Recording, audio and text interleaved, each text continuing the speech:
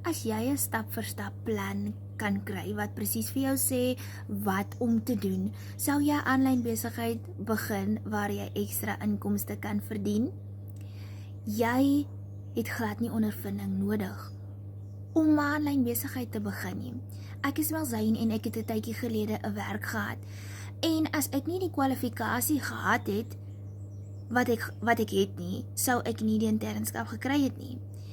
En ek het toe afgekom op die Legacy Builder program waar ek 'n aanlyn besigheid kan begin waar ek nie eers vaardighede, ondervinding of 'n kwalifikasie nodig het nie.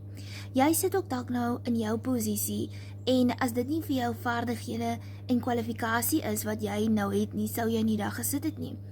En die geld wat jy kry is net nie genoeg nie en jy kan nie met dit uitkom nie. Maar wat as ek vir jou kan sê dat jy 'n aanlyn besigheid kan kry en waar jy ekstra inkomste verdien, waar jy nie eers 'n kwalifikasie of vaardighede nodig het nie. Jy kan kom net soos jy is.